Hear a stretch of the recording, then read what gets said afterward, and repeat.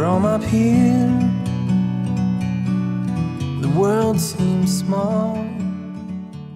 Hello बच्चों, तो आज हम सिंपल हार्मोनिक मोशन का लेक्चर नंबर 8 लेकर आए हैं और आज हम आपको कराएंगे आईआईटी जेई में प्रीवियस ईयर में आए हुए सिंपल हार्मोनिक मोशन के क्वेश्चंस को।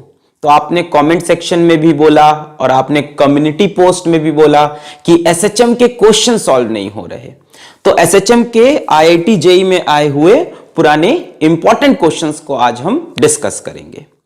तो क्योंकि ये एसएचएम का लेक्चर नंबर 8 है और क्योंकि प्रीवियस ईयर क्वेश्चन हम देखने जा रहे हैं, तो ये जरूरी है कि आप इससे पहले के 7 लेक्चर्स देखकर ही यहां आए या कम से कम एसएचएम के बेसिक कंसेप्ट्स को जान के ही इन क्वेश्चन को ट्राई करें। क्योंकि बच्चों हम बीच बीच में आपसे बोलेंगे कि भाई साहब ये चीज आपने देख रखी है, ये चीज आपने देख रखी है, ये हमने कर रखा है, तो जिसने नहीं कर रखा है उसकी हालत खराब हो जाएगी। तो मेरा नाम है अलख पांडे, हमारा आपका प्यारा सा चैनल फिजिक्स वाला। आइए स्टार्ट करते हैं आज आईआईटी जेई के प्रीवियस ईयर क्वेश्चंस को। क्वेश्चंस मैं अपने साथ लेके आया हूं, आप पेन और अपने नोट्स तैयार रखें।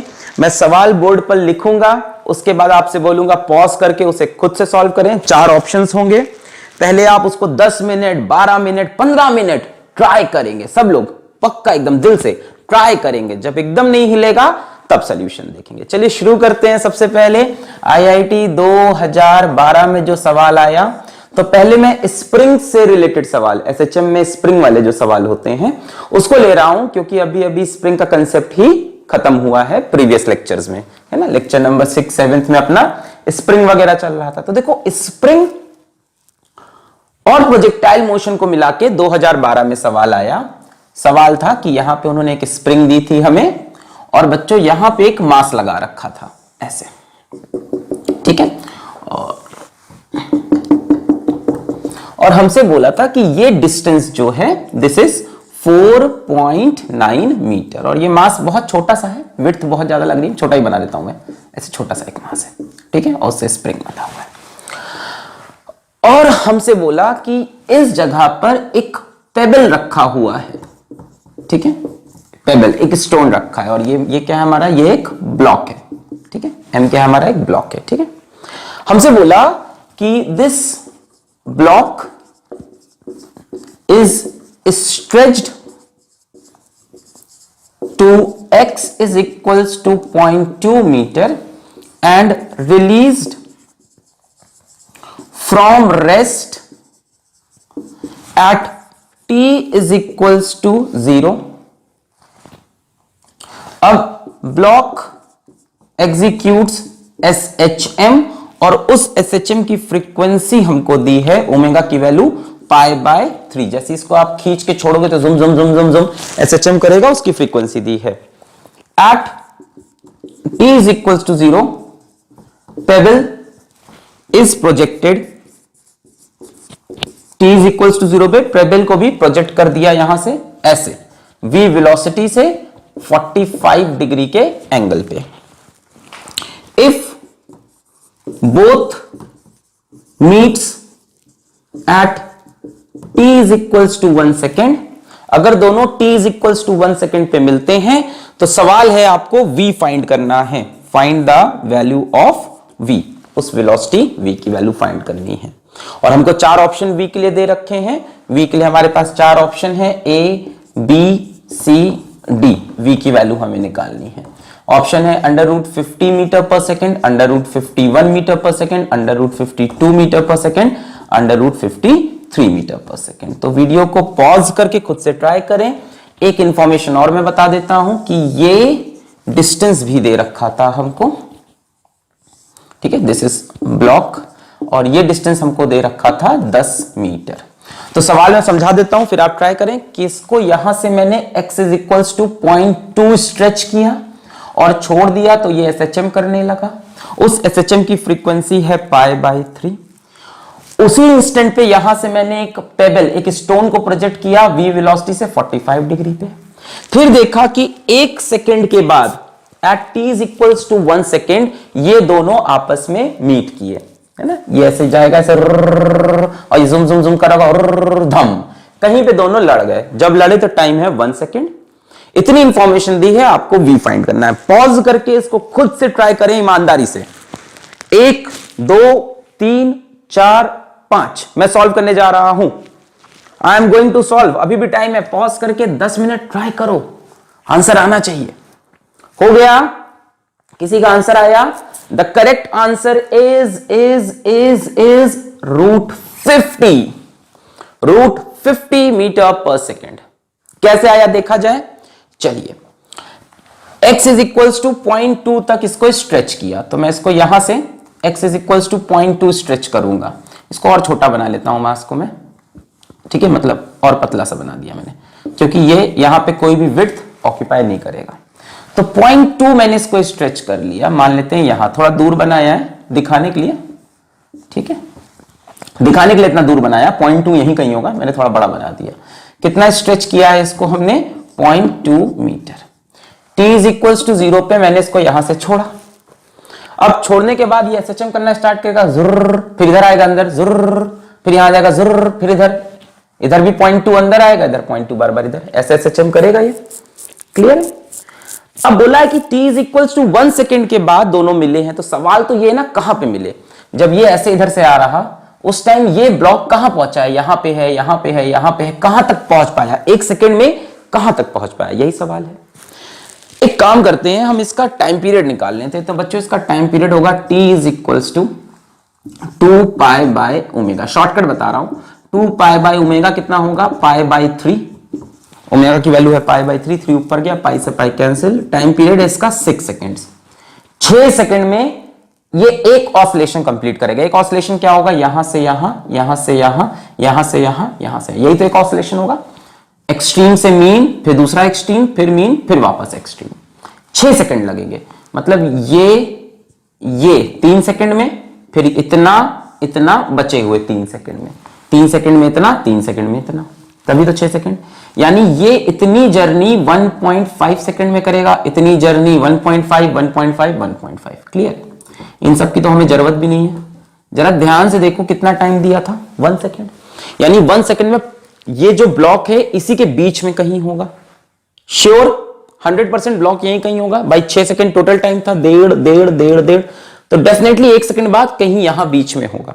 अब एग्जैक्टली बीच में होगा कि नहीं ये सब हमें नहीं पता है। अच्छा, अब मैंने आपको एसएचएम के लेक्चर नंबर 2 में भी और शायद लेक्चर नंबर 3 में भी आपको मैंने ये चीज रियलाइज कराई है कि जब आप एक्सट्रीम से मीन पोजीशन की तरफ आते हो तब आपकी वेलोसिटी लगातार इंक्रीज करती है। भाई एक्सट्रीम पे वेलोसिटी कितनी होती है? 0, और मीन पे वेलोसिटी कितनी होती है? मैक्सिमम।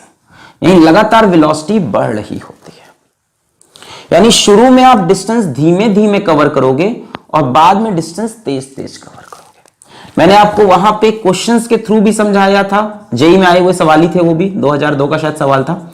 मैंने आपको रियलाइज कराई थी ये बात कि यदि इस डिस्टेंस को, जो कि एम्पलीट्यूड के बराबर है, मैं आधे आधे पार्ट में बांट दूं, that is a/2 and a/2, तो पहला आधा पार्ट अगर 2t टाइम में हुआ है तो बचा हुआ आधा पार्ट t टाइम में होगा। यहां पे वेलोसिटी बढ़ रही है कि नहीं? एक्सट्रीम पे वेलोसिटी कितनी होती है? 0। इधर जाते वक्त वेलोसिटी बढ़ती है, तो जब ये मीन से पास करता है वेलोसिटी इस टाइम बढ़ रही है, तो बाद का आधा डिस्टेंस जल्दी कवर करता है और शुरू का आधा डिस्टेंस देर में। मतलब अगर मैं यहां से इसको बांट दूं ऐसे 2 पार्ट में, this will be 0.1 metre, this will be 0.1 metre. दिमाग लगा रहे हैं, शॉर्टकट है ये, देखो। मतलब ये वाला 0.1 मीटर इसने कवर किया होगा 2t टाइम में, और ये वाला 0.1 मीटर t टाइम में। यहां से यहां वेलोसिटी छोड़ा, बढ़ते गई, तो शुरू वाला डिस्टेंस कवर करने में ज्यादा टाइम लगा, बाद वाले में कम, आधे आधे में। ये प्रूफ है इसका। ये एक चीज थी मैंने याद भी कराई थी आपको। देखो इसमें कितना अच्छा एक काम करने वाली है। अब सुनो, डेढ़ को हमें तोड़ना है ऐसे t और 2t में। डेढ़ को तोड़ना है t और 2t में, तोड़ सकते हो? कैसे टूटेगा बताओ? ये t की वैल्यू हो जाएगी 0.5 सेकेंड्स और 2t की वैल्यू हो जाएगी 1 सेकेंड। क्लियर है? क्लियर है? बहुत आसान। क्लियर है? बोलो। मतलब कि पहला आधा डिस्टेंस कवर किया 1 सेकंड में, बचा हुआ आधा डिस्टेंस कवर किया 0.5 सेकंड्स में। एकदम बराबर समझ में आ रहा है, एकदम बढ़िया। किसी को अगर ये अप्रोच नहीं समझ में आई है तो वो क्या करे, इस एसएचएम की इक्वेशन लिखे ये SHM हो रहा है एक्सट्रीम राइट से, तो इक्वेशन होगी x is equals to a cos omega t। Omega की वैल्यू दे रखा है। अब यहां पे आप t की वैल्यू रखना, t की वैल्यू कितनी है 1 सेकेंड, तो पता चल जाएगा 1 सेकेंड के बाद x की वैल्यू कितनी आ रही है।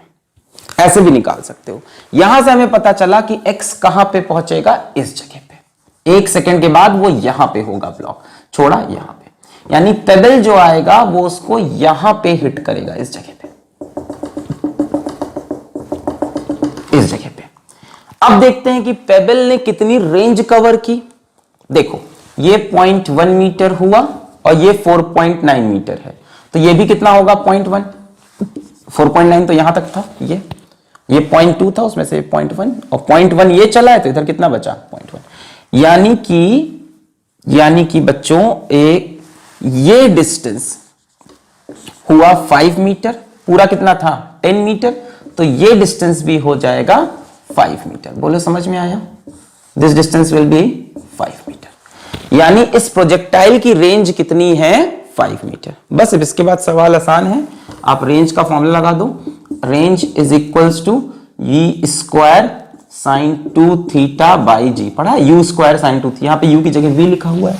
रेंज कितनी हो गई इसकी 5 मीटर। बोलो सही, ये पूरा 10 था, 4.9 था, 0.2 बढ़े 0.1 वापस आए, तो ये हुआ 5, ये हुआ 5, 4.9 प्लस 0.1 5 और 5, तो 5 रेंज हो गई।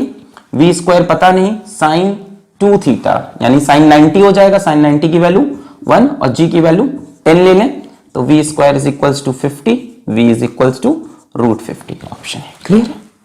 साइन 2 थीटा यानी साइन 90 हो जाएगा, थीटा 45 है। क्लियर?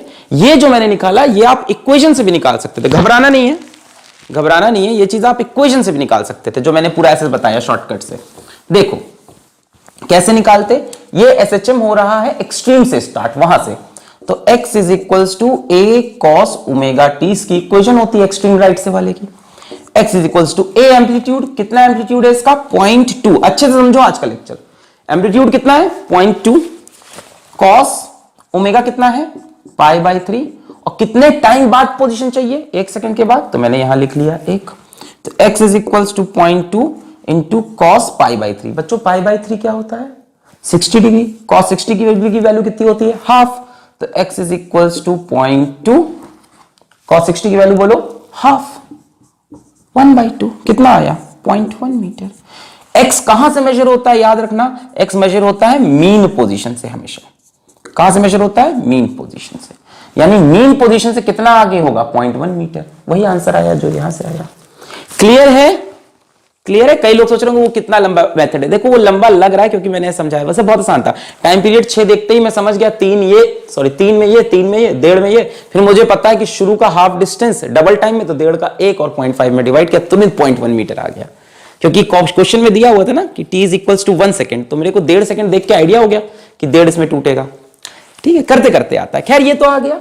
एक्सट्रीम राइट से इक्वेशन लिख लो, x is equals to a cos omega t। भाई राइट से इक्वेशन यही बनती है ना, यहां से बनती है sin ओमेगा t, यहां से a cos ओमेगा t, यहां से minus a cos omega t। Omega की वैल्यू दे रखी थी, कितने टाइम बाद पोजीशन चाहिए 1 सेकंड बाद, 1 सेकंड लिख दिया। a की वैल्यू 0.2 खींचा, यहां से हमें वैल्यू आई 0.1, यानी मीन से 0.1 आ गया, यानी ये 5 मीटर हो गया और वो भी 5, तो रेंज 5 हो गई। क्लियर है सवाल 2012 का ये? बहुत बढ़िया। चलिए अगला सवाल मैं ले लेता हूं, अगला सवाल मैं ले लेता हूं 2004 का। एक बहुत प्यारा क्वेश्चन फ्रिक्शन पे आया हुआ है हमारे पास, 2004 का मैं सवाल लेके आया हूं। 2004 का क्वेश्चन है, IIT 2004, और ये भी स्प्रिंग का ही सवाल है। देखना, इसमें बच्चों ने बहुत गलती की थी। ठीक है, जिस ईयर ये आया था बच्चों ने बहुत गलती की थी इसमें। ठीक है, मैं तब तो पढ़ाता नहीं था, तब तो मैं खुद ही पढ़ रहा था। ठीक है, बड़ी सवाल ही ऐसा है कि इसमें गलती होगी ही होगी। ये 2 ब्लॉक दिए हैं, दोनों के शेप अलग अलग दिख रहे हैं, पर इसका मास भी m है, इसका मास भी m है। इसका नाम है Q, इसका नाम है P। ये स्प्रिंग है जिसका कांस्टेंट K है। यहां पे इन दोनों के बीच में फ्रिक्शन कोफिशिएंट μs है। हमने क्या किया, हमने इन दोनों ब्लॉक को खींचा, कितना खींचा a एम्पलीट्यूड खींचा। ठीक है, यहां से हमने इसको a खींचा, stretched by a, and leave किया। अब देखो क्वेश्चन की जो लैंग्वेज थी वो लिखनी यहां जरूरी है, तो क्वेश्चन की लैंग्वेज एग्जैक्ट पकड़ते हैं। क्या लिखा उन्होंने, 2 blocks pulled by distance A. 2 blocks, है ना, लैंग्वेज में बहुत सी बात रहती है। Pulled by distance A, Q oscillates without slipping. Q oscillates without slipping. Q oscillate कर रहा है बिना स्लिपिंग के, इनके बीच में स्लिपिंग नहीं, मतलब दोनों साथ में चल रहे हैं। What is the maximum value of friction force? What is the maximum value of friction force? 4 option दिए हैं। What is the maximum value of friction force? Ka by 2, Ka mu smg and the last option is 0। तो इसको जरूर खुद से try करो, एक बार जरूर से ट्राई करके कमेंट कर लो पहले, फिर मिलाना अपने कमेंट से अपना आंसर। ट्राई करके कमेंट कर लो, तो उस तरह से तुमको फिर एक सीरियस आंसर देना पड़ेगा। और कमेंट में एडिटेड वर्ड नहीं लिखना चाहिए पहले कुछ और आंसर दिया, बाद में सही कर लिया, है ना। ट्राई करो और कमेंट करो, देखते हैं सही होता है कि नहीं। रिस्क लो, कौन देख रहा है, सब गधे हैं अगल बगल। बहुत बढ़िया सवाल है, ट्राई तो करो खुद से।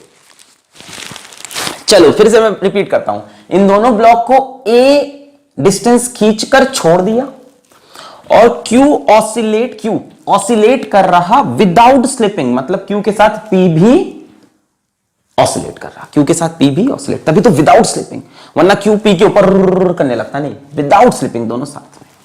तब maximum value of friction force क्या होगी इन दोनों के बीच की, मैक्सिमम फ्रिक्शन फोर्स मैं करने जा रहा हूं, करूं 1 2 3 4 5। The correct answer is what, mu m g. Correct answer is mu m g. No, it is not. कई लोग ने सोचा ना limiting friction. The correct option is k a. No, it is not. The correct option is k by 2। कैसे आया, आए देखते हैं, बहुत बढ़िया सवाल, देखते हैं। इसको मैं ए डिस्टेंस खींच के यहां तक लाया। अब आपने क्या सोचा है मैं बता रहा हूं, आपने क्या इमेजिन किया, क्यों आपका आंसर ये आ रहा था, ये भी हम बताते हैं, ठीक है। इसको जब भी मैंने कोचिंग कराया बच्चों ने हमेशा गलती की है, और बाहर आके झगड़ा भी करते थे हमसे, ऐसा क्यों नहीं होगा, तुमको उठवा लूंगा मैं, सही फिजिक्स बताया कर तो सही बताऊंगा, ठीक है। तो क्यों आपका गलत हुआ समझते हैं। ये स्प्रिंग यहां से खींचती हुई कहानी यहां पहुंच गई, ठीक है, खींच के। अब सुनो क्या हुआ, आपने सोचा कि इस ब्लॉक को स्प्रिंग इधर खींचेगी, बिल्कुल सही सोचा, बिल्कुल सही सोचा। ये स्प्रिंग खींच चुकी है कितना, ए, तो स्प्रिंग इस ब्लॉक को इधर खींचेगी विद अ फोर्स के ए, क्यू को और ये पी, और पी क्यू को आगे जाने नहीं देना चाहेगा, पीछे की तरफ लगाएगा फ्रिक्शन, पीछे की तरफ लगाएगा फ्रिक्शन। मैक्सिमम फ्रिक्शन कितना लग सकता है, म्यू एन लग सकता है। मैक्सिमम फ्रिक्शन कितना लग सकता है, म्यू एन लग सकता है। यहां पे नॉर्मल रिएक्शन की वैल्यू mg आएगी, है ना, mg नीचे, नॉर्मल रिएक्शन ऊपर, तो मैक्सिमम फ्रिक्शन म्यू mg आ सकता है। पर इन्होंने पूछा what is the maximum value of friction force, है कितनी, यहां पर ये नहीं पूछा कितनी हो सकती है, व्हाट कैन भी नहीं है, व्हाट इज यहां पे कितनी है, प्रेजेंट टेंस में। यानी क्या जरूरी है कि यहां पे मैक्सिमम फ्रिक्शनल फोर्स लगे। अगर आपको ध्यान हो तो ये maximum frictional force limiting friction में काउंट होती है, और लिमिटिंग फ्रिक्शन तब लगता है जब ये वाली फोर्स लिमिटिंग के बराबर पहुंचने लगे या लिमिटिंग से ज्यादा हो जाए, तभी लगता है लिमिटिंग, एकदम लास्ट स्टेज में। मान लो ये जो फोर्स लग रही है ये म्यू एम जी से कम है, जो अप्लाइड फोर्स है वो लिमिटिंग फ्रिक्शन से कम है, तब क्या लिमिटिंग फ्रिक्शन लगेगा, नहीं, हो सकता हो स्टैटिक फ्रिक्शन लगे। ओए हाय हाय, सर आप कैसे पता, हमें नहीं पता, हम एक पर्टिकुलर आंसर नहीं मान सकते ना, हम स्टैटिक मानते हैं। अगर स्टैटिक की वैल्यू म्यू एम जी आ जाती है तो ठीक है, तब हम मान लेंगे वैल्यू म्यू एम जी। पहले से कैसे सोच लें कि लिमिटिंग है, लिमिटिंग कब लगता है, जब बॉडी जस्ट चलने वाली हो। यहां लिखा है क्या, बॉडी जस्ट चलने वाली, यहां बोला है विदाउट स्लिपिंग, इसका तो इतना मतलब हुआ दोनों साथ में चल रहे हैं। साथ में वो तब भी चलेंगे जब यहां आप 0.5 न्यूटन लगाओ, जब 1 न्यूटन लगाओ, 2 न्यूटन लगाओ, मान लो लिमिटिंग फ्रिक्शन, समझाऊंगा मैं, सुनो बहुत प्यारा सवाल है। मान लो लिमिटिंग फ्रिक्शन की वैल्यू 5 न्यूटन है, ये जो वैल्यू है 5 न्यूटन है, मैं इधर से 1 न्यूटन लगाऊं तो क्या लिमिटिंग फ्रिक्शन लगने लगेगा? नहीं भाई, 1 न्यूटन लगाने पे लिमिटिंग नहीं लगेगा। 1 न्यूटन पे नहीं, 2 न्यूटन पे नहीं, 3 न्यूटन पे नहीं, 4 न्यूटन पे नहीं, 5 न्यूटन लगाने पे लिमिटिंग फ्रिक्शन 5 न्यूटन आएगा। 1 न्यूटन पे दोनों साथ नहीं चलेंगे भाई, 1 न्यूटन लगाओगे इनके बीच का फ्रिक्शन फोर्स स्टैटिक होगा, ये इसको रोकना चाहेगा स्टैटिक फ्रिक्शन से, दोनों फ्रिक्शन की वजह से चिपके रहेंगे, साथ साथ चलते रहेंगे। 2 न्यूटन लगाओगे तब भी स्टैटिक। 6 न्यूटन अगर लगा दिया तो पीछे की तरफ फ्रिक्शन लग पाएगा सिर्फ 5, आगे की तरफ 6, ये 1 न्यूटन की फोर्स से आगे बढ़ने लगेगा और तब ये पीछे छूटने लगेगा, तब साथ साथ मूव नहीं कर पाएंगे। तो साथ साथ मूव की कंडीशन ये नहीं है कि लिमिटिंग फ्रिक्शन ही लगे, विदाउट स्लिपिंग दोनों साथ में चल रहे हैं, मतलब static friction. There is no relative motion, there is no relative motion. ऐसे देखो आईटी कंफ्यूज करता है, सवाल बहुत आसान है और आपसे बना नहीं होगा। No relative motion without slipping. No relative motion का मतलब है स्टैटिक फ्रिक्शन। क्या स्टैटिक फ्रिक्शन हमेशा लिमिटिंग होता है? बिल्कुल नहीं, कितने अच्छे से पढ़ाया था मैंने। तो पहले तो ये कंसेप्ट हटाओ कि म्यू एम जी आंसर है, खत्म। अब जब म्यू एम जी नहीं है तो के भी नहीं है, तो दूसरा ऑप्शन भी खत्म। भाई म्यू एम जी तो के इक्वल तुम सोच रहे हो, वो भी नहीं है, अभी समझाते हैं। मान लो फ्रिक्शन फोर्स एफ लग रही, सुनो बात मेरी, सुनो। मान लो जो फ्रिक्शन फोर्स है वो एफ है, वेरिएबल। अब पूछा है what is the maximum value of friction, तो देखो मैक्सिमम वैल्यू ऑफ फ्रिक्शन यहीं पे आएगी, एक्सट्रीम पे जाके। भाई जब एक्सट्रीम पे जाओगे तभी इसको सबसे ज्यादा फोर्स से खींचेगा। फ्रिक्शन इस पे कब लगेगा? जब आप इसको इधर खींचते जाओगे तो स्प्रिंग फोर्स इधर खींचेगी और फ्रिक्शन उसको रोकना चाहेगा, स्प्रिंग फोर्स इधर खींचेगी, फ्रिक्शन रोकना चाहिए, स्प्रिंग फोर्स इधर खींचेगी, फ्रिक्शन रोकना चाहेगा। मतलब यहीं पे मैक्सिमम फ्रिक्शन आना है, ये तो समझो, है ना। छोड़ोगे तो यहां पे मैक्सिमम फ्रिक्शन, यहां पे कहीं नहीं आएगा। जब छोड़ दोगे तो स्प्रिंग उसको आराम से खींच लेगी भैया। अभी स्प्रिंग मैक्सिमम फोर्स से खींच रही है, कितनी फोर्स से? के ए फोर्स से। यहां आएगा तो के बाई 2 से खींचेगी, यहां आएगा तो 0 फोर्स से खींचेगी। इसी जगह पे मैक्सिमम फोर्स लग रही है तो फ्रिक्शन भी इस टाइम मैक्सिमम होगा। अच्छा अब सुनो, both move together, both move together, both move together.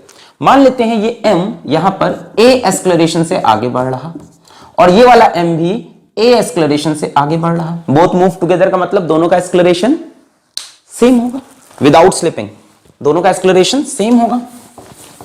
यानी कि ये m वाले का एफबीडी बनाए तो इस तरफ फोर्स आ रही के ए, पीछे की तरफ फ्रिक्शन और एक्सेलरेशन है a।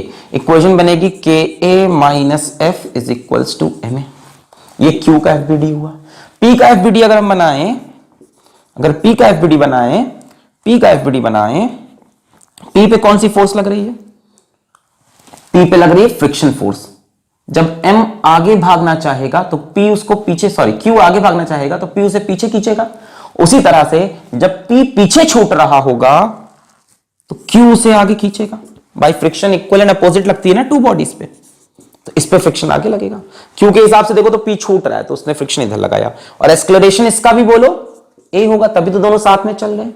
इसके ऊपर कोई और फोर्स नहीं, नीचे से फ्रिक्शन नहीं, यानी इसके लिए इक्वेशन बनेगी f is equals to ma। एक इक्वेशन ये बनी, एक इक्वेशन ये बनी, दोनों को कंबाइन कर दो, आपको आंसर मिल गया। Combine both of them. तुम्हें किसकी वैल्यू चाहिए? f की वैल्यू चाहिए कि a की वैल्यू चाहिए? f की। मैक्सिमम फ्रिक्शन उसी जगह पे लगेगा। देखो इस टाइम सबसे ज्यादा खिंचाव है, इसके बाद तो खिंचाव कम हो गया, सबसे ज्यादा फ्रिक्शन यही लग सकता है। आप किसकी वैल्यू चाहिए? f की वैल्यू चाहिए ना। तो क्या किया जाए, इसमें से इसको माइनस कर दें, ma कैंसिल हो जाएगा, फर्स्ट माइनस सेकंड कर दो। फर्स्ट माइनस सेकंड क्या आएगा? K a minus 2f is equals to 0। बोले यही आएगा, first minus second, ma cancel, k a minus 2f is equals to 0। यहां से f is equals to k a by 2, option है f is equals to k by 2, f is equals to k by 2, f is equals to k by 2। नहीं हुआ भरोसा, कई लोग को भरोसा नहीं हुआ। जिनको नहीं हुआ भरोसा उनको मैं इसको एसएचएम के प्योर कंसेप्ट से करके दिखाता हूं सवाल को। मजा आ रहा है आज के लेक्चर में, फीलिंग मिल रही है। मैंने कहा इस जगह मैक्सिमम फ्रिक्शन होगा, यहां तक फील हुआ। चलो छोड़ देते हैं इस बात को, मानते हैं आपको ये कंसेप्ट एकदम नहीं समझ में आया। मैंने पहले बोला लिमिटिंग लगना जरूरी नहीं है भाई, स्टैटिक कंडीशन है, हो सकता है इस एफ की वैल्यू के आ जाती, तब हम मान लेते हैं कि लिमिटिंग फ्रिक्शन है, नहीं आई। खैर हमने कुछ नहीं किया, हमने एफबीडी बनाया, क्लियर। चलो मान लेते हैं कि ये मेथड नहीं समझ में आया, कोई बात नहीं। जरा आप ब्लॉक पी को देखो, ब्लॉक पी यहां से आगे किस फोर्स की वजह से बढ़ पाएगा? फ्रिक्शन की वजह से। और कोई फोर्स इसको बढ़ा पाएगी नहीं। ब्लॉक P को इस तरफ कौन लेके जाएगा? सिर्फ फ्रिक्शन ही ऐसा है भाई। स्प्रिंग तो Q से बनी है, Q इधर जाएगा ड्यू टू स्प्रिंग फोर्स। जब Q स्प्रिंग की वजह से आगे जाएगा तो P Q को पीछे खींचेगा, तो Q पे फ्रिक्शन पीछे। और जब ये आगे जाएगा तो P पीछे जब Q आगे जाएगा तो P पीछे छूटता हुआ दिखेगा, तो P पे फ्रिक्शन आगे, मतलब P तो आगे फ्रिक्शन की वजह से जाएगा। P आगे मूव करेगा सिर्फ और सिर्फ फ्रिक्शन की। स्प्रिंग नहीं लगी है P पे, समझा करो, ये सब फिजिक्स है। स्प्रिंग Q पे लगी है, Q को स्प्रिंग खींचेगी, और P को जब ये Q आगे बढ़ेगा तो P पीछे छूट रहा होगा तो उसको फ्रिक्शन से खींचेगा। अच्छा, यानी P के लिए हम अगर इक्वेशन लिखें, P का एक्सेलरेशन A मान लो, जस्ट मान लो, तो F is equals to ma लिखेंगे। बोलो ठीक है। अभी मैं नहीं कह रहा मैक्सिमम मिनिमम फ्रिक्शन, ये तो क्लियर है P आगे किस फोर्स से बढ़ेगा, सिर्फ फ्रिक्शन से। ये आगे खींचेगा स्प्रिंग से, इसको P पीछे छूटता हुआ दिखाई पड़ा, इस पे लगाया फ्रिक्शन। अब ये फ्रिक्शन की वैल्यू मैक्सिमम तब होगी जब एक्सेलरेशन की वैल्यू मैक्सिमम हो। अग्रीड? यहां तक अग्री कर रहे हो? P को आगे खींचने वाली फोर्स है फ्रिक्शन की, F की वैल्यू ma लिखेंगे, और ये मैक्सिमम तब होगा जब A मैक्सिमम हो। ध्यान से देखो तो ये SHM हो रहा है। SHM में A मैक्सिमम कितना होता है? Omega square A। इस SHM का एम्पलीट्यूड कितना है? A है। ओमेगा स्क्वायर A, ओमेगा निकाल सकते हो, ओमेगा की वैल्यू होती थी √k बाई m। यहां देखो टोटल m कितना है? 2m। दो मास हैं जो साथ में SHM कर रहे हैं, तो √k बाई 2m, तो यहां से ओमेगा स्क्वायर हो जाएगा k by 2m into a। ये हो गया मैक्सिमम एक्सेलरेशन। ये कहां पे होता है? एक्सट्रीम पे ही होता है, उसी जगह पे होगा जहां पे दिखा रहे हैं। मैक्सिमम एक्सेलरेशन एक्सट्रीम पे होता है, मीन पे एक्सेलरेशन 0 होता है। यहां से अब अगर f मैक्स चाहिए तो m इंटू a मैक्स ले लो। m इंटू a मैक्स कितना है? k by 2m into a। m मर गया, k a by 2 maximum frictional force. Same answer आया। कंसेप्ट जो भी लगाओ आंसर सेम आएगा। क्लियर है? अब 100%। पहला वाला भी क्लियर था, ये भी 100% क्लियर है। दोनों, ये फ्रिक्शन, ये हमने SHM का कंसेप्ट लगा दिया, और पहले वाले में पूरा लॉज ऑफ मोशन का कंसेप्ट। एनीवेज, तो ये 2004 का सवाल था, और कई बच्चे म्यूएमजी ही मार के आए थे। उनको लगा था लिमिटिंग फ्रिक्शन ही लगेगा, कि भाई दो बॉडी साथ चल रही तो लिमिटिंग। नहीं भाई, दो बॉडी साथ चल रही तो स्टैटिक कहानी है। फ्रिक्शन लिमिटिंग भी हो सकता है और उससे कम भी। K नहीं है उसकी वैल्यू, K बाई 2 है। तो ये 2002 का सवाल प्यारा सा आया, 2004 में आया, वेरी सॉरी। इसके बाद जो नेक्स्ट क्वेश्चन मेरे पास है वो 1999 का एक हलवा सवाल है। एक हलवा सवाल ले करेंगे क्या? ऐसे ही कर डालो यार, मार दो इसको बस। 1999 IIT में आया, बहुत ही हलवा है, इसमें टाइम भी नहीं वेस्ट करेंगे। ये एक स्प्रिंग है, इसका स्प्रिंग कांस्टेंट K है। इस स्प्रिंग को हमने काट दिया इन 2 parts such that one part is double of the other. Such that one part is double of the other. इसको हमने 2 पार्ट में काट दिया सच दैट एक पार्ट की लेंथ अगर 2 है तो एक की लेंथ 1 है। One part is double of the other. हमसे पूछा है इसका स्प्रिंग कांस्टेंट क्या होगा। इसका स्प्रिंग कांस्टेंट क्या होगा, जल्दी से बताओ। ये बहुत आसान है, 2/3k, 3/2k, और क्या थे? 3k, 6k। जल्दी से, टाइम देने वाला सवाल नहीं है, पॉज करो जल्दी से। हाँ भाई, तो स्प्रिंग को काटने पे स्प्रिंग कांस्टेंट क्या होता है? बढ़ता है। स्प्रिंग कांस्टेंट बढ़ता है, ठीक है। इसको जब मैं काटूंगा तो स्प्रिंग, आपको पता है ना, k is proportional to 1/l। k is proportional to 1/l। तो अगर हम देखें इस स्प्रिंग को हमने 2 टुकड़ों में तोड़ा, एक का लेंथ 1, एक का लेंथ 2, यानी टोटल लेंथ हुआ 3। तो ये टोटल लेंथ का कितना पोर्शन है? l/3, और ये टोटल लेंथ का कितना पोर्शन है? 2l/3। अरे नहीं समझे, इस स्प्रिंग को 3 पार्ट में काट लो, 2 पार्ट को एक साथ रख दिया, एक पार्ट को एक साथ, तभी तो एक दूसरे का डबल होगा। 1:2 में तोड़ा है ना, 1:2 में, यानी l/3 ये हुआ, और ये 2 टाइम्स ऑफ l/3, तभी तो इसका ये डबल होगा, और कोई तरीका थोड़ी ना। अच्छा, k is proportional to 1/l। इसकी लेंथ l है तो स्प्रिंग कांस्टेंट k है, इसकी लेंथ l/3 तो स्प्रिंग कांस्टेंट 3k। पर इन्होंने लॉन्गर वाले का पूछा है, इसकी लेंथ 2l/3 तो spring constant 3/2k। Option B is correct. Clear है? बहुत सिंपल था, k is proportional to 1/l। बोला कि ऐसा तोड़ा कि एक पार्ट दूसरे का डबल है, तो 1:2 के रेशियो में तोड़ेंगे। ये कितना हो जाएगा L/3 इंटू 1, ये हो जाएगा टोटल कितना आ रहा है 1 और 2 3, तो L/3 इंटू 2। अब K इनवर्सली प्रोपोर्शनल, तो L/3 तो K हो गया 3K, 2/3L तो ये हो गया 3/2K। क्लियर है? बहुत ही आसान सवाल, मिटा दे।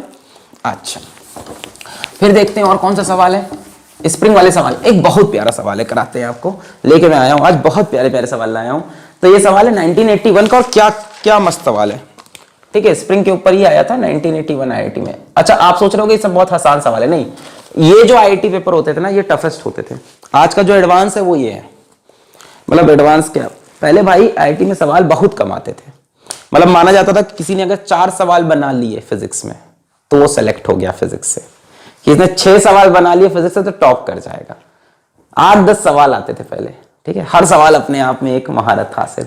अब आज के टाइम पे उन सवाल की वैल्यू कम होगी क्योंकि सारे कोचिंग वाले उसको करा देते हैं, और हम लोग स्मार्ट हुए हैं, ये आप मानो बात।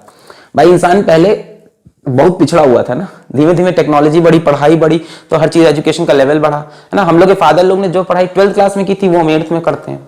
तो ये सब बातें हैं, फिर भी इन सवाल की वैल्यू है। खैर, आते हैं सवाल पे। तो 1981 में स्प्रिंग का एक बहुत खूबसूरत सवाल आया कि ये एक स्प्रिंग है जिससे 2 मास लटके हुए हैं, M2 and M1। M2 and M1 दोनों की कोई वैल्यू वगैरह नहीं दी, और स्प्रिंग कांस्टेंट बोला है K। इन्होंने क्या कहा कि ये अभी इक्विलिब्रियम में है। अगर ये इक्विलिब्रियम में है तो क्या ये स्प्रिंग की ओरिजिनल लेंथ होगी? सोचो ये सब अपने आप, मेरे ख्याल से तो नहीं, खिंच चुका होगा ना, नीचे कुछ फोर्स ऊपर फोर्स। खैर, इस टाइम पे M1 is removed without any disturbance. M1 is removed without any disturb, बहुत प्यार से M1 को हटा दिया। इसके बाद जैसे M1 हटाओगे तो M2 SHM करना स्टार्ट कर देगा, ठीक है, क्योंकि ऊपर की फोर्स भाई अभी ये इक्विलिब्रियम में है, अभी इक्विलिब्रियम में, क्योंकि नीचे फोर्स लग रही है M1 प्लस M2G, ऊपर लग रही होगी स्प्रिंग फोर्स। पहले लगाया होगा स्प्रिंग से दोनों मास को, दोनों लेके स्प्रिंग को झूल रहे होंगे नीचे, है ना, खींच दिए होंगे, इतना खींच दिए होंगे कि KX M1 प्लस M2G को सपोर्ट करे। अब आप M1 हटा लोगे तो ऊपर की फोर्स ज्यादा होगी, तो M2 ऊपर भाग के SHM करेगा। सो M2 oscillates with frequency omega and amplitude A. Find the value of omega and A. Find the value of omega and A in terms of M1, M2, K and acceleration due to gravity G. मैं आया था कैमरे के पीछे देखने की substitute सही चल रहा है कि नहीं। बहुत बढ़िया चल रहा है, बहुत ही खूबसूरत चल रहा है। मैं बोर्ड से गायब होता हूं तो आपको खराब तो नहीं लग रहा, कमेंट करके बता देना। आजकल मैं कैमरे के पीछे जाके देखने लगता हूं कि कितनी शूटिंग सही चल रही है। सो M1 is removed without any disturbance, M2 oscillates with frequency omega and amplitude A. Find omega and A in terms of M1, M2 and K. तो तब ऑप्शन भी नहीं होता था, सब्जेक्टिव पेपर होता था आईआईटी का। चलिए बताएं, मैं आपको ऑप्शन दे दूं क्या? चलिए ओमेगा के लिए आपको ऑप्शन देता हूं। तो ओमेगा के लिए आपके पास A, B, C, D option है। ओमेगा के लिए under root K by M1, under root K by M2, under root K by M1 plus M2, under root K M1 M2 upon M1 plus M2। चलिए omega के लिए ये option है, और amplitude का भी ऑप्शन दे दूं। एम्पलीट्यूड के ऑप्शंस हैं A, B, C, D। Amplitude का ऑप्शन है M1G by K, M2G by K, M1 plus M2G by K, none of the above. चलिए ट्राई करें, पॉज करके ट्राई करें। 1 2 3 4 5 मैं सॉल्व करने जा रहा हूं। 1 2 3 4 5 मैं सॉल्व करने जा रहा हूं। आपने ट्राई कर लिया, कैमरा थोड़ा सा टेढ़ा हुआ। अच्छा अब सही किया जाए solve. Okay okay okay okay okay, सबसे पहले बात करें कि क्या स्प्रिंग ओरिजिनल लेंथ पे है? नहीं, इक्विलिब्रियम पे है, मतलब खिंच चुकी है। मान लेते हैं ये स्प्रिंग की इनिशियल लेंथ है, ये स्प्रिंग की इनिशियल लेंथ है, यहां से ये इतना स्ट्रेच कर गई है। कितना स्ट्रेच कर गई निकाल सकते हैं। मान लेते हैं ये स्ट्रेच कर गई है बाई अ डिस्टेंस x0। नीचे की तरफ फोर्स लगेगी m1 प्लस m2 इंटू जी, ऊपर की तरफ फोर्स लगेगी kx0। यहां से हम बोल सकते हैं kx0 is equals to m1 plus m2 into g. बोल सकते हैं, कह सकते हैं, इसको मिटा दें।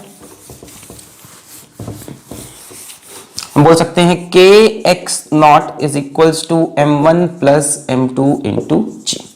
फिर m1 रिमूव किया, m1 रिमूव करते ही ये फोर्स ज्यादा हो गई, देखो kx0 की वैल्यू ये है, और नीचे की तरफ फोर्स सिर्फ m2g रहेगी, यानी ये स्प्रिंग तेजी से ऊपर भागेगी और अपना नया इक्विलिब्रियम पोजीशन ढूंढेगी।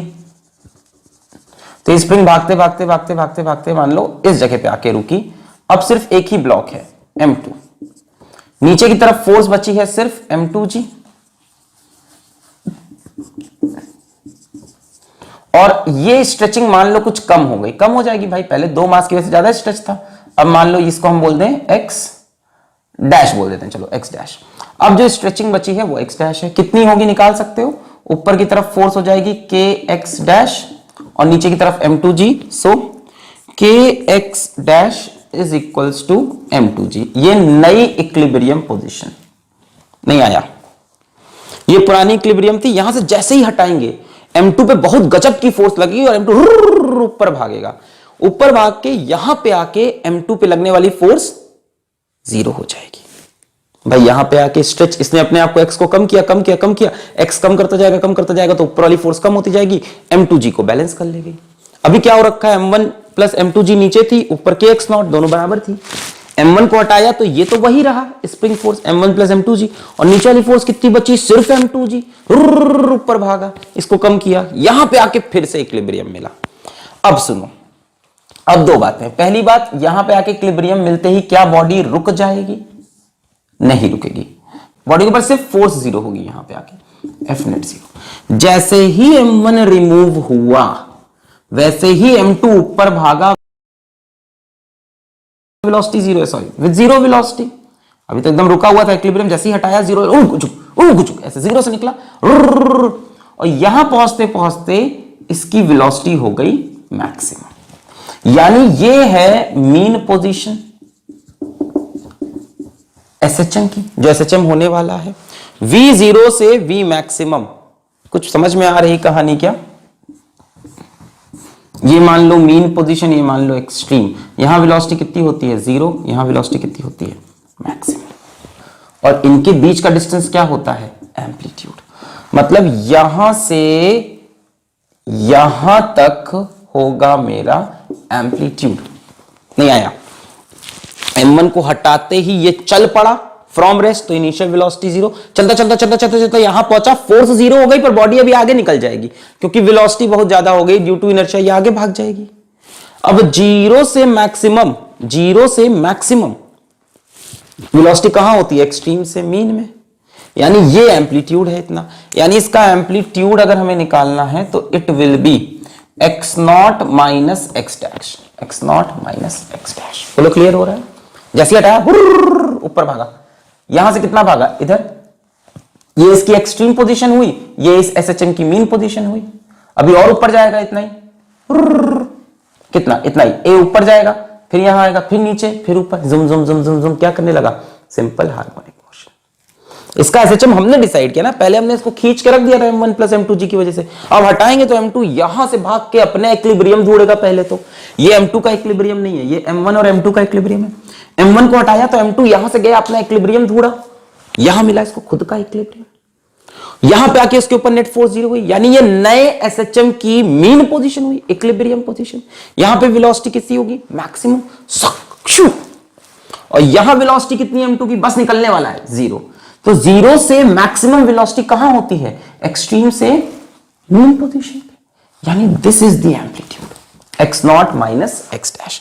x नॉट की वैल्यू बोलो, x नॉट की वैल्यू होगी m1 प्लस m2g बाई के माइनस x डैश की वैल्यू होगी m2g बाई के, x डैश की वैल्यू। तो इसको सॉल्व करेंगे तो एलसीएम तो k ही रहेगा, m1g m2g माइनस m2g, तो फाइनली बचेगा m1g by k. So amplitude is m1g by k, option a m1g by k। अब फ्रीक्वेंसी की बात है, कौन बचा है? m2 बचा है। एसएचएम कौन कर रहा है? m2 कर रहा है। स्प्रिंग कांस्टेंट k है, omega is equals to under root k by m2, option A. Clear है? तो m1 चला गया पर एम्पलीट्यूड में अपनी छाप छोड़ गया। ये एम्पलीट्यूड वाला कई लोग को कंफ्यूज करता है, मैं फिर एक बार लास्ट बार रिपीट कर रहा हूं। m1 m2 दोनों लगे थे, ये स्प्रिंग स्ट्रेच होकर नीचे आ गई मीन पोजीशन, अपनी इनिशियल पोजीशन से, अपनी नेचुरल लेंथ से। कितना खींची? x not. के एक्स नॉट किसके इक्वल? m1 प्लस m2g के बराबर। m1 को हटाया तो के एक्स नॉट ज्यादा हो गया, नीचे फोर्स सिर्फ m2g। अभी ये रेस्ट पे था तो v इज इक्वल टू 0 से ऊपर भागना स्टार्ट किया। एक्सलेरेशन किस तरफ है? एक्सलेरेशन किस तरफ है? ऊपर की तरफ। के एक्स नॉट ज्यादा है, नीचे फोर्स सिर्फ m2g है, ऊपर के एक्स नॉट की value m1 plus m2g, acceleration ऊपर की तरफ। यानी इसकी वेलोसिटी 0 से बढ़ना स्टार्ट होगी। धीमे धीमे ये एक्स नॉट की वैल्यू कम होती जाएगी, कम होती जाएगी, कम, ऊपर की तरफ की फोर्स कम होती जाएगी, कम होती जाएगी, कम होती जाएगी, और यहां पे आके फोर्स 0 हो जाएगी। ये आई मीन पोजीशन, एक्सट्रीम से मीन। मीन पे आके एसएचएम में फोर्स कितनी होती है? 0। यहां पे फोर्स 0 होगी पर वेलोसिटी मैक्सिमम हो चुकी होगी। वेलोसिटी 0 से मैक्सिमम कहां होती है? एक्सट्रीम से मीन, यानी यही तो एम्पलीट्यूड है भाई। यहां से गया ऐसे यहां पे आया, इसका इक्विलिब्रियम पोजीशन पर वेलोसिटी मैक्सिमम ऊपर जाएगा, फिर क्या हुई? वेलोसिटी 0, फिर दब चुकी है स्प्रिंग, फिर खींचेगा, यहां आएगा वेलोसिटी मैक्सिमम, फिर यहां वेलोसिटी 0, फिर मैक्सिमम 0, मैक्सिमम 0। ये एम्पलीट्यूड हुआ x not minus x dash. x not की वैल्यू ये, x डैश की वैल्यू m2g बाई k। बाकी ये तो समझ में आता ही, ओमेगा एसएचएम कौन कर रहा है? m2 कर रहा है, स्प्रिंग कांस्टेंट k है, under root k by m2। बढ़िया सवाल, क्लियर हुआ कंसेप्ट? कंसेप्ट क्लियर है? बहुत बढ़िया, कॉन्सेप्ट आना चाहिए सवालों का। चलिए, तो ये स्प्रिंग से रिलेटेड मैंने 3-4 सवाल आपको लेकर दिखाए। अब एक जनरल एसएचएम के सवाल ले लेते हैं, ठीक है? 2016 मेंस में एक प्यारा सवाल आया हुआ एसएचएम का, उसको हम ले लेते हैं। एक स्प्रिंग का मैं आपको होमवर्क दे दूंगा। चलिए लास्ट में आज एक सवाल बच गया था। 2016 आईआईटी जेईई मेंस। अब मैं जनरल एसएचएम की बात कर रहा हूं, ठीक है? मतलब lecture number 1, lecture number 2 specially, और लेक्चर नंबर 3, 4, इन सब की बात करेंगे कि एसएचएम कैसे होता है, इक्वेशन कैसे लिखते हैं, एनर्जी का क्या इक्वेशन होता है, वेलोसिटी का फॉर्मूला क्या होता है, एक्सेलरेशन का फॉर्मूला, ठीक है? तो लेक्चर नंबर 1, 2 के बेसिस पे अभी क्वेश्चन एक आया है, बहुत इजी है। A particle performs SHM, a particle performs SHM with amplitude A, with amplitude A, its speed is tripled, its speed is trebled, trebled लिखा है मतलब tripled at the instant when it is at a distance 2/3a from equilibrium position, ठीक है? इस SHM की speed अचानक से travel कर दी, इसमें मतलब घूम रहा था, एसएचएम कर रहा था, किसी जगह पे हमने अचानक से उस पर फोर्स लगा दी, कुछ नया हमने उसको इंपल्स दे दिया अचानक से, तो उसका स्पीड बढ़ गया। अब क्या होगा? इस भाई देखो, वो प्यार से एसएचएम कर रहा था, अच्छा नन्ना मुन्ना बच्चा ऐसे ऐसे घूम रहा था ये एम्पलीट्यूड में, तुमने बीच में अचानक से उस पर ज्यादा फोर्स लगा दी, उसकी स्पीड बढ़ा दी। अब वो बड़े बड़े एम्पलीट्यूड के एसएचएम करेगा। तो सवाल है the new amplitude of SHM, the new amplitude of SHM, और ऑप्शन दे रखे हैं हमको, समझ रहे हो? वो बढ़िया v की स्पीड से अपना एसएचएम कर रहा था, आपने बीच में उसकी स्पीड बढ़ा दी, अब उसका एम्पलीट्यूड बढ़ गया। तो ऑप्शन है a under root 41/3, option B is 3a, option C is a√3, option D is 7/3 है। तो आसान सवाल है, मेंस का है तो आसानी होगा, बहुत ही हलवा है। देख के करने वाला 1 2 3 4 5 मैं करूं। चलिए मैं सॉल्व करने जा रहा हूं, पॉज करके ट्राई कर लें, पॉज करके ट्राई कर लें, पॉज करके ट्राई कर लें। अच्छा मैं करने जा रहा हूं। ओके, वेलोसिटी का फॉर्मूला क्या होता है? Omega √a² minus x square. तो यहां पे एक्चुअल में ऐसा समझो कि दो एसएचएम हो रहे हैं, एक इनिशियल वाला एसएचएम, एक फाइनल वाला एसएचएम वेलोसिटी बढ़ाने के बाद। तो बोल क्या रहा है? इट्स स्पीड इज ट्रेबल्ड, यानी फाइनल वाले एसएचएम की वेलोसिटी 3 गुना है इनिशियल वाले एसएचएम की वेलोसिटी के।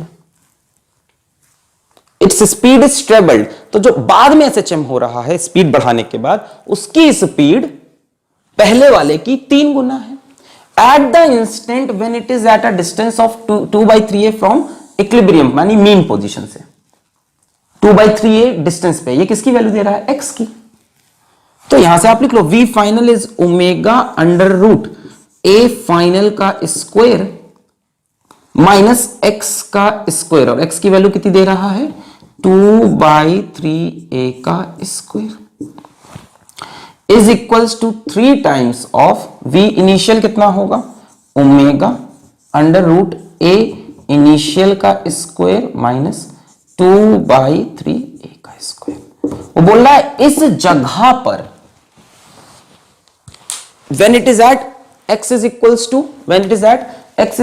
to 2/3a, तब उसकी स्पीड को आपने ट्रेबल किया है। तो फाइनल टाइम्स में भी x की वैल्यू वही रखी, इनिशियल में भी वही, उस जगह पे ऐसा। ओमेगा दोनों एसएचएम का सेम रहेगा, ओमेगा फ्रीक्वेंसी होती है, क्लियर है? उसको स्पीड से कोई लेना देना नहीं होगा। ओमेगा डिपेंड करता है सोर्स पे, मीडियम पे, वो सब चेंज यहां पे नहीं हुआ है। चलिए अब काम करते हैं, ओमेगा से ओमेगा कैंसिल, दोनों तरफ का स्क्वायर कर दें तो आएगा a फाइनल का स्क्वायर माइनस 2/3a का स्क्वायर, ये कितना हो जाएगा? 4/9a square is equals to 3 का स्क्वायर हो जाएगा 9, यहां से स्क्वायर बाहर आएगा, a इनिशियल का स्क्वायर माइनस 9 से माइनस इसका स्क्वायर होगा 4/9a स्क्वायर। इनिशियल एम्पलीट्यूड कितना है भाई? इनिशियल एम्पलीट्यूड a है, तो a इनिशियल की वैल्यू a हो जाएगी, सही है? इसका स्क्वायर किया 9, इसका स्क्वायर किया, ये रूट हट जाएगा, और a इनिशियल a के बराबर। अच्छा, so this will be what? इसको मैं डाल लूं, this will be what? a final का square minus 4/9a square is equals to, 9 को अंदर ले जाओ, 9a स्क्वायर माइनस 9 से मल्टीप्लाई होगा कैंसिल, 4a स्क्वायर, तो ये हो गया 5a स्क्वायर। तो a फाइनल का square is equals to 5a square, और ये इधर जाके प्लस 4/9a स्क्वायर, तो कितना हो जाएगा? तो एलसीएम हो जाएगा इसका 9, हो जाएगा 9, और ये 9 से मल्टीप्लाई होगा 45 प्लस 4a स्क्वायर। ठीक है, कैलकुलेशन में कुछ प्रॉब्लम दिख रही थी मेरे को।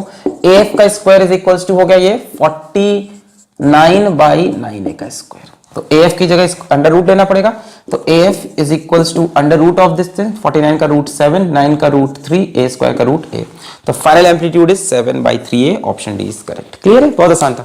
v is equals to omega, simple, पहले लेक्चर में बताया हुआ formula, v is equals to omega √a² minus x square का यूज करना था।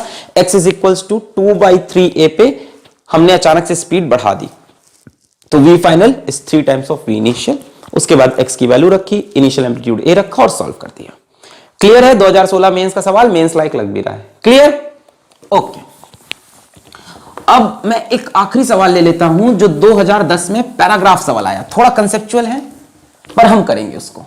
तो अगला सवाल जो है वो हमारा आईडी 2010 का पैराग्राफ सवाल है, यानी उसके अंदर 3 सवाल मिलेंगे। बहुत ही खूबसूरत सवाल है एसएचएम की एनर्जी के ऊपर, तो मैंने एनर्जी के ऊपर वीडियो कर रखे हैं एसएचएम के, वहीं से सवाल पूछा गया है। सवाल यह है कि अगर कोई पार्टिकल एक्स एक्सिस के अबाउट ऑसिलेट कर रहा है, एक्स एक्सिस के अबाउट, और उसकी पोटेंशियल एनर्जी को हम लिख सकते हैं Vx is equals to some constant k into x square. तो ये एक एसएचएम है। अगर आपको याद हो तो एसएचएम की पोटेंशियल एनर्जी हमारी आई थी, पोटेंशियल एनर्जी का क्या फॉर्मूला था हमारा, हमने डिराइव कर रखा था कि नहीं, ½ k x स्क्वायर, यही आई थी। ध्यान से देखो तो ये भी वही चीज है, यहां इनका कांस्टेंट k/2 के बराबर होगा। और उन्होंने कहा हमसे कि इसका जो टाइम पीरियड होता है it is proportional to √m/k, और इस चीज को आप डायमेंशनल एनालिसिस से चेक भी कर सकते हो।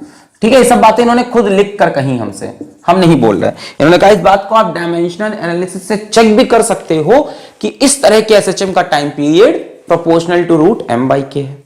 फिर इन्होंने कहा there is a different kind of motion जिसकी पोटेंशियल एनर्जी को हम α(x⁴ लिखेंगे। ये potential energy increases on both sides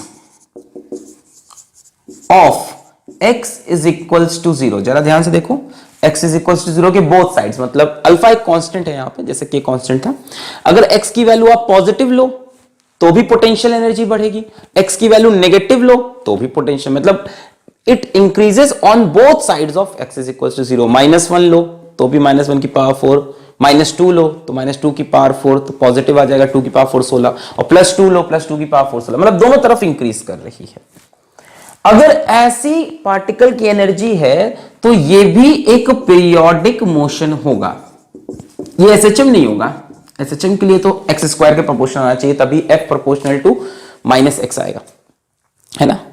तो ये पीरियोडिक मोशन तो हो सकता है अबाउट x = 0। इन्होंने ये आर्ग्यूमेंट दी सच दैट जरा ध्यान से सुनना, कुछ बातें बताई इन्होंने। Such that Vx = α(x⁴ if mod x is less than x0 and Vx = constant V0 एक constant वैल्यू है, where mod x is greater than x0। अब क्या होता है ना, ऐसा सवाल देख के साहब हमारे होश उड़ जाते हैं आईआईटी में कि क्या लिखा है, क्या लैंग्वेज है, कुछ नहीं है, बहुत स्टेप बाय स्टेप एनालाइज करना है। इसका इन्होंने ग्राफ भी बना के दिया है, ऐसे।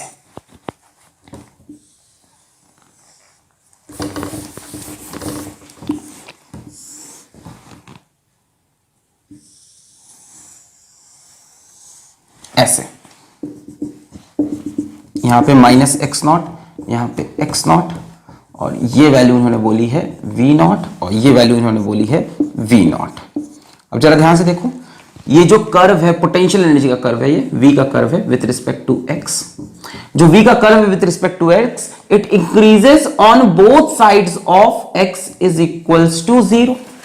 ये बोल रहे हैं Vx की वैल्यू α(x⁴ ये वाली, जब mod x की वैल्यू x0 से छोटी है, मतलब x की वैल्यू न्यूमेरिकल वाइज x0 से छोटी है, इधर भी और इधर भी। और Vx की वैल्यू V0 एक कांस्टेंट क्वांटिटी है, जो V की वैल्यू है वो V0 के बराबर है, एक कांस्टेंट क्वांटिटी है जब mod x की वैल्यू x0 से बड़ी है, जब x0 से हम आगे चले गए। ठीक, इन्होंने कहा अगर ये SHM हो रहा और टोटल एनर्जी ऐसी है कि इंफिनिटी तक स्केप ना करने दे पार्टिकल को इंफिनिटी तक स्केप ना करने दे, तो डेफिनेटली ये पीरियोडिक मोशन होगा। ये इन्होंने हमसे कहा, हम नहीं कह रहे। इन्होंने कहा ऐसा एक पीरियोडिक मोशन हम बनाएंगे जिसमें Vx की वैल्यू α(x⁴ होगी। इन्होंने ये नहीं कहा ये SHM है, कहा पीरियोडिक है सिर्फ। और देखो x के दोनों तरफ 0 की तरफ दोनों तरफ इंक्रीज कर रहा और यहां पे कांस्टेंट है। अब इससे रिलेटेड सवाल इन्होंने हमें दिए, तो सबसे पहला सवाल इन्होंने दिया, ऊपर मैं चीजें मिटा दूं, सबसे पहला सवाल इससे रिलेटेड, इस कहानी से रिलेटेड इन्होंने दिया है कि if the motion is periodic,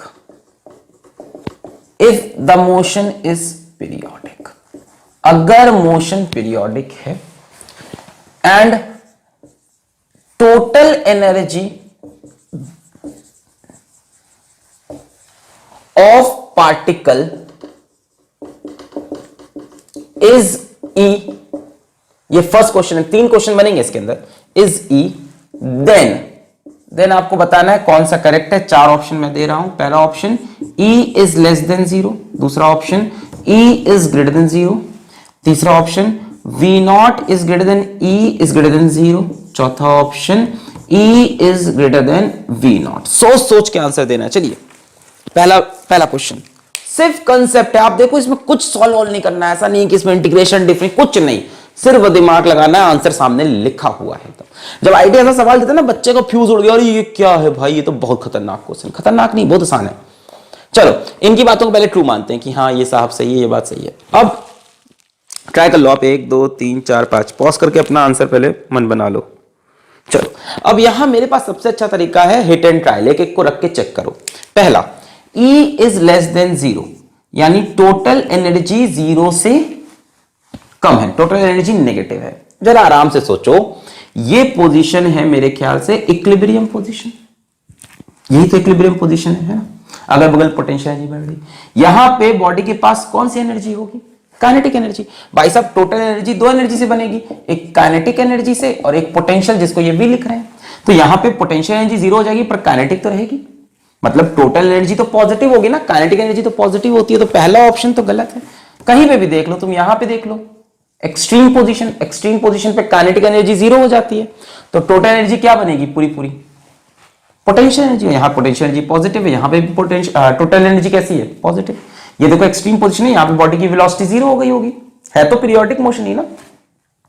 तो यहां पे काइनेटिक एनर्जी 0 और पोटेंशियल एनर्जी पॉजिटिव, तब भी टोटल एनर्जी पॉजिटिव, तो ये तो हो नहीं सकता। दूसरा वाला, अब भाई E लेस देन 0 नहीं है तो डेफिनेटली E ग्रेटर देन 0 होगा। दूसरा वाला सही हो सकता है, पर 4 में से एक ही करेक्ट है। दूसरा वाला सही हो सकता है, दिख रहा है एनर्जी हमेशा पॉजिटिव, देखो इधर पोटेंशियल पॉजिटिव, यहां पे काइनेटिक की वजह से overall and total energy positive निकलेगी। तीसरे वाले पे आते हैं। तीसरे वाले में भी देखो दूसरे वाले का आंसर छुपा हुआ है, E ग्रेटर देन 0। अब बात आ रही है E ग्रेटर देन 0, ये भी कह रहा है, ये भी मतलब एनर्जी टोटल पॉजिटिव, ये भी कह रहा है, ये भी। एसएचएम में याद करो टोटल एनर्जी पॉजिटिव आ रही थी, टोटल एनर्जी पॉजिटिव थी। अच्छा अब इस पे हम आए, ये भी वही चीज कह रहा, पर साथ में एक ये सवाल है और यहां पे ये सवाल है कि टोटल एनर्जी बड़ी होगी या पोटेंशियल एनर्जी बड़ी होगी। अब देखो देखने में लग रहा है टोटल एनर्जी बड़ी होगी, पर सुनो इन्होंने एक constant value V not the है। सुनो अगर हम ऑप्शन डी को चेक करें पहले, सीधा ऑप्शन डी को, E greater than V not, जो पार्टिकल की टोटल एनर्जी है वो V नॉट से बड़ी हो सकती है। अगर ऐसा हो सकता तो पार्टिकल यहां पाया जा सकता था, इस जगह पे भी पाया जा सकता था। अगर पार्टिकल यहां पहुंच गया तो आप अगर समझ पा रहे हो तो ये न्यूट्रल इक्विलिब्रियम पोजीशन है। भाई पोटेंशियल एनर्जी यहां पे कांस्टेंट हो गई है, न्यूट्रल इक्विलिब्रियम, यानी यहां पार्टिकल को मैं थोड़ा सा हिलाऊं तो वो कहीं वापस नहीं जाएगा, पर इस जगह पे पार्टिकल को अगर मैं थोड़ा सा हिलाऊं तो वापस इक्विलिब्रियम पे आएगा। This is stable equilibrium, this is stable, this is neutral equilibrium. अगर टोटल एनर्जी V नॉट से ज्यादा हो सकती है, बॉडी की टोटल एनर्जी V नॉट से ज्यादा हो सकती है, तो बॉडी की एनर्जी इंफिनिटी हो सकती है, फिर तो बॉडी एसएचएम करेगा ही नहीं, उसकी एनर्जी के ऊपर कोई बंधन है ही नहीं। भाई बॉडी को इस एरिया के अंदर रहना है तब ही तो वो पीरियोडिक मोशन करेगा। अगर उसकी एनर्जी इससे ज्यादा हो सकती है इस पॉइंट से, तो पार्टिकल इधर आना स्टार्ट कर देगा। एक बार इधर आ गया तो वापस गिर के अंदर नहीं जाएगा। वो आप कहोगे सर ये कर्व बना है गिर, नहीं, ये बात कर रहा हूं मैं स्टेबल, अनस्टेबल और न्यूट्रल इक्विलिब्रियम की। ये जो जगह है न्यूट्रल इक्विलिब्रियम है, पोटेंशियल एनर्जी कांस्टेंट। अगर आपको मेरी ये बात नहीं समझ में आ रही तो इंटरनेट पे जरा टाइप कर ले कि neutral equilibrium, stable equilibrium, unstable equilibrium क्या होता है। मैंने ये चीज पढ़ा भी रखी है वर्क पावर एनर्जी में। ये न्यूट्रल इक्विलिब्रियम की जगह है जहां पे पोटेंशियल एनर्जी कांस्टेंट हो चुकी है।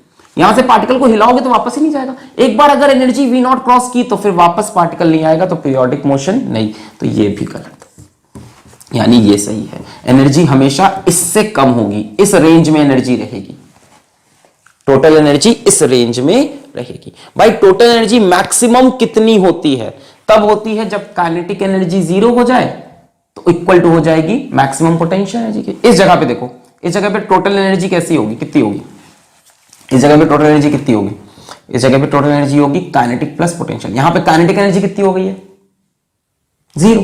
यहां बॉडी की वेलोसिटी 0 हो गई, रुक गया होगा, तो काइनेटिक एनर्जी 0, पूरी एनर्जी कौन सी, पोटेंशियल, यानी V नॉट, यानी इसकी मैक्सिमम वैल्यू कितनी आ रही है, V नॉट, इससे ज्यादा हो ही नहीं सकती। क्लियर है? So option C is correct. E को इससे तो कम होना पड़ेगा तभी पीरियोडिक मोशन पॉसिबल है। अच्छा अगला सवाल देखें। अगला सवाल देखें, इन्होंने कहा कि अगर ये पीरियोडिक मोशन है, सेकंड क्वेश्चन, अगर ये पीरियोडिक है मोशन तो इसका टाइम पीरियड प्रोपोर्शनल होगा, टाइम पीरियड प्रोपोर्शनल होगा। अब आपको चार ऑप्शन दिए, प्रोपोर्शनल होगा, ऑप्शंस मुझे देखने पड़ेंगे, चार ऑप्शन दिए, प्रोपोर्शनल होगा amplitude A under root m by alpha, amplitude A under root m by alpha, amplitude A under root alpha by m, amplitude A under root alpha by m. कह रहा है time period किसको, proportional होगा, A amplitude है, alpha ये वाला constant है, M particle का मास है, मैं बता दे रहा हूं, ए एम्पलीट्यूड, अल्फा ये वाला कांस्टेंट, एम पार्टिकल का मास। सोचो कैसे करना है, सोचो सोचो हाउ टू डू इट, सोचो भाई। अगर हम आपसे बोलें कि आपको पहले एक इंफॉर्मेशन दे रखी थी टाइम पीरियड की, बताया था ना कि इसका time period under root m by k होगा, और कैसे बताया, कहा था कि चेक कर लो इसको, किससे, डायमेंशनल एनालिसिस से। हिंट दिया था आईआईटी ने कि ये वाला टाइम पीरियड डायमेंशनल से चेक कर सकते हो, तो ये वाला डायमेंशनल से निकाल सकते हो। प्रोपोर्शनल ही तो बोल रहा है, time period is proportional, proportional ही तो बातें कर रहा है। तो हम बोल सकते हैं जो टाइम पीरियड है इट इज प्रोपोर्शनल टू, तीन वैल्यूज दी है, तो हम बोल देते हैं एम्पलीट्यूड की पावर x, मास की पावर y, अल्फा की पावर z। ये हमने डायमेंशनल एनालिसिस में सीख रखा, और आईटी ने हिंट किया था खुद ही कि टाइम पीरियड वाली इक्वेशन को डायमेंशनली आप चेक कर सकते हो। तो देखो इधर टाइम पीरियड के लिए t लिख लेंगे, इज प्रोपोर्शनल टू एम्पलीट्यूड यानी लेंथ की पावर x, m मास, मास मतलब m की पावर y, अल्फा निकालना पड़ेगा, यहां से देखो अल्फा क्या हो जाएगा, अल्फा हो जाएगा v बाई x की पावर 4, v एनर्जी है, एनर्जी का डायमेंशन ml स्क्वायर t की पावर -2, x लेंथ है, लेंथ का डायमेंशन l की पावर 4, यानी अल्फा का डायमेंशन आएगा ml की पावर -2 t की पावर -2, ml की पावर -2 t की पावर -2 की पावर z।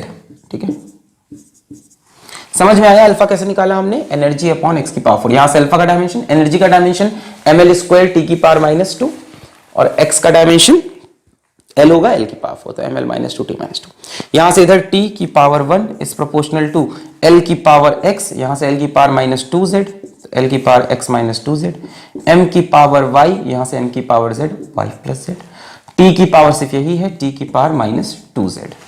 क्लियर है।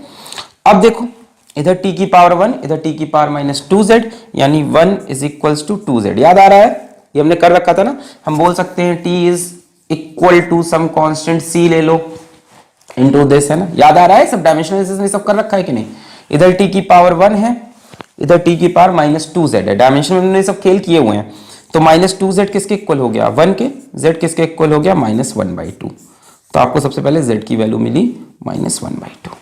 अब यहां से देखो l की पावर x -2z और यहां l की पावर 0, यानी x -2z is equals to 0, तो x is equals to 2z, z की वैल्यू है -1/2, तो x की वैल्यू हो जाएगी -1, z है -1/2 इंटू 2 -1, फिर y प्लस z यहाँ m, और यहाँ m कुछ है ही नहीं, यानी m की पावर भी 0, यानी y plus z is equals to 0, y is equals to -z, z की वैल्यू -12, तो y की वैल्यू +12, तो ये आपको x y z की वैल्यू मिल गई, यहां पुट कर दो, x y z की आपको वैल्यू मिल गई, पुट कर दो।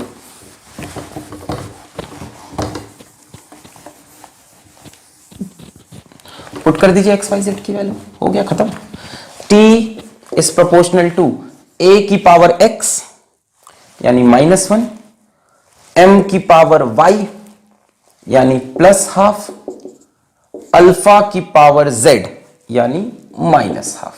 सो ये क्या होगा, प्रोपोर्शनल टू a की पावर -1 यानी 1/a, m की पावर +12 यानी √m, a की पावर अल्फा की पावर -12, हाफ का मतलब रूट, माइनस का मतलब नीचे, 1/a √m/अल्फा दिख रहा है, 1/a √m/अल्फा। सही था। डायमेंशनल एनालिसिस से आपने इसको आसानी से निकाल लिया और कोई मैच ही नहीं कर रहा है।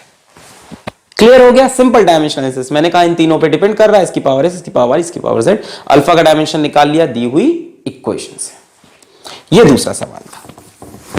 तीसरा सवाल उन्होंने हमसे क्या पूछा, तीसरा सवाल उन्होंने हमसे क्या पूछा, इसी पैराग्राफ में थर्ड क्वेश्चन उन्होंने हमसे पूछा, थर्ड क्वेश्चन पूछा हमसे कि यदि एक्सक्लरेशन ऑफ दिस पार्टिकल आपसे पूछी जाए, acceleration of this particle for x mod x greater than x naught, mod x greater than x naught, option दिया है it is proportional to v naught, option b it is proportional to v naught by m x naught, option c it is proportional to under root v naught by m x naught, option d it's 0। तो एक्सक्लरेशन को आप कैसे निकाल सकते हो, वैसे ही dimensional analysis से निकाल सकते हो। पर जरा रुक जाओ यार, मतलब जरूरी है सब में वही कंसेप्ट लगा दे। उन्होंने टाइम पीरियड के लिए हिंट दिया था कि टाइम पीरियड को डायमेंशनल एनालिसिस से चेक कर लो, एक्सक्लरेशन जरा रुक जाओ, जरा सोच भी लो। Of this particle for x greater than x not, यानी इस एरिया में एक्सक्लरेशन पूछ रहा है x greater than x not, या इस एरिया में पोटेंशियल एनर्जी कांस्टेंट है, पोटेंशियल एनर्जी इज कांस्टेंट। प्यारे बच्चों, जो एसएचएम में या पीरियोडिक मोशन की फोर्स या कोई भी कंजर्वेटिव फोर्स, भाई कंजर्वेटिव फोर्स होगी तभी पीरियोडिक मोशन होगा, कंजर्वेटिव होगी ना, पकड़ कर कंजर्व कर रखी होगी एनर्जी तभी तो उसमें घूम रहा होगा। तो एफ की वैल्यू क्या आएगी, पीरियोडिक मोशन तभी होगा जब फोर्स कंजर्वेटिव हो, कंजर्वेटिव नहीं है तो पीरियोडिक कैसे होगा, धीमे धीमे धीमे धीमे एम्पलीट्यूड कम होगा, मोशन खत्म हो जाएगा। एफ की वैल्यू आएगी minus d u by d x, पढ़ा था हमने कंजर्वेटिव फोर्स कैसे निकालते हैं, minus d u by d u x. U क्या होता है, पोटेंशियल एनर्जी। अगर पोटेंशियल एनर्जी कांस्टेंट है तो उसका डिफरेंशिएशन, अच्छा पोटेंशियल एनर्जी देखो x के रिस्पेक्ट में ही कांस्टेंट है, u with respect to x constant है, पोटेंशियल एनर्जी x के साथ चेंज नहीं हो रही। इस जगह पे एक्सक्लरेशन कब निकालना है, mod x greater than x not, यहां पे या इस तरफ, दोनों ही तरफ पोटेंशियल एनर्जी x के साथ चेंज नहीं हो रही, तो उसका डिफरेंशिएशन x के साथ 0 आएगा, यानी नेट फोर्स 0 होगी पार्टिकल पे। यहां से अब पार्टिकल पे फोर्स 0 होगी तो पार्टिकल का एक्सक्लरेशन 0 होगा, ऑप्शन डी करेक्ट, काम खत्म। अगर यहां पे पूछता है एक्सक्लरेशन तो बताना पड़ता साहब, तब भी हम निकाल सकते थे, तब हम बोलते f is equals to minus d u by d x, और हमको u पोटेंशियल एनर्जी की वैल्यू उन्होंने दे रखी थी, क्या दे रखी थी, अल्फा एक्स की पावर 4, तो हम इसको डिफरेंशिएट कर लेते हैं, माइनस अल्फा 4x क्यूब आता, फिर एक्सक्लरेशन के लिए इसको डिवाइड कर देते हैं मास m से, आ जाती है आंसर। किसी पर्टिकुलर जगह पहुंचा होता वहां पे वो वैल्यू रख के आंसर निकाल लेते, है ना। पर x greater than x not पे तो हम देख रहे हैं ना कि पोटेंशियल एनर्जी कांस्टेंट है, वो चेंज ही नहीं हो रही है, न्यूट्रल इक्विलिब्रियम है भाई, इक्विलिब्रियम का मतलब ही होता है फोर्स 0, एक्सक्लरेशन 0। इस जगह पे भी एक्सक्लरेशन 0 होगा, स्टेबल इक्विलिब्रियम, यहां एक्सक्लरेशन कुछ होगा और यहां होगा, जहां जहां इक्विलिब्रियम है पोटेंशियल एनर्जी कांस्टेंट मतलब इक्विलिब्रियम, क्लियर है। तो ये कुछ क्वेश्चंस थे मैंने जो आपको आज आईआईटी के प्रीवियस ईयर के कराए। एक क्वेश्चन स्प्रिंग का है, मैं आपको सोच रहा हूं वो होमवर्क में दे दूं, 85 का सवाल है, देखते हैं कितने लोग सही आंसर कमेंट कर पाते हैं, ठीक है। तो आईआईटी 1985 का सवाल उन्होंने हमको दिया, ये एक स्प्रिंग,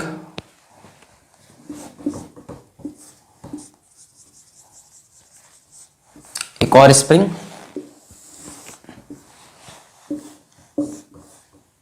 ये एक ब्लॉक जो कि मूव कर रहा है 120 सेंटीमीटर पर सेकेंड से, ये डिस्टेंस 60 सेंटीमीटर, इस पॉइंट को बोला C, इस पॉइंट को बोला D। इस स्प्रिंग का कांस्टेंट 1.8 न्यूटन पर मीटर, इसका कांस्टेंट 3.2 न्यूटन पर मीटर, इसका मास 200 ग्राम। अब हमसे बोल रहा है if mass 200 gram moves with 120 centimeter per second between the two springs या between C D, ये अनस्ट्रेच्ड लेंथ है स्प्रिंग की, ये unstretched, find the time period of oscillation of 200 gram mass. Option दे देता हूं, आप कमेंट करिएगा। A b c d. 2.42 seconds, 2.82 seconds, 3.42 seconds, 3.62 seconds, 4 option. तो यहां पे आज के लेक्चर को हम खत्म करते हैं। मैंने आपको कराया प्रीवियस ईयर के ढेर सारे सवाल। अब अगला लेक्चर हम लेंगे टाइम पीरियड ऑफ पेंडुलम का। पढ़ाई करते रहें। All the very best.